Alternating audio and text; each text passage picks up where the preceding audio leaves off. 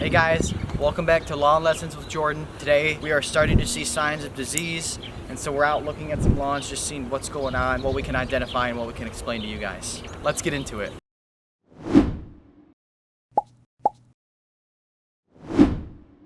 As we're walking through this lawn, we are starting to see signs. As we kind of look down, we see some red thread forming right here. We can tell because we see those pinkish reddish spores on the grass. And once that starts, it's not in full adult form yet, but it's starting to develop, and we know with the high heat and humidity we're gonna be getting soon, it's definitely gonna be ramping up development, starting to kind of take over this lawn. And when that happens, there's a few things we can do. Hey guys, it's Future Jordan here. I forgot to mention some cultural methods as well that we can do to help control fungus before we have to chemically treat it sometimes. Number one, mow height. In the summertime, you want that mow height at least at a minimum of 3 inches. We prefer 3.5 to 4, but we understand 3 at a minimum. Number two, you want to make sure your mow blades are very sharp. If they're not sharp, they are not going to be cutting that grass blade clean off the tip. It's going to be ripping it, and it's going to be opening up that grass blade to the potential of disease. Number three, irrigation. You want to make sure that your lawn is not drought stressed in the summertime. You want to be watering deep and infrequent.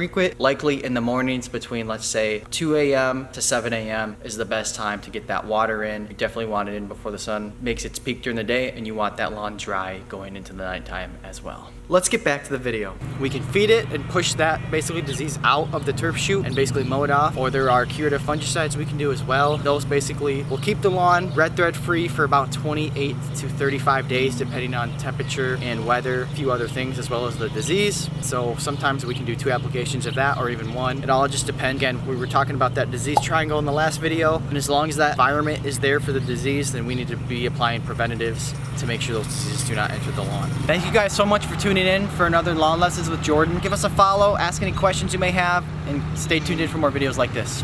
Thanks.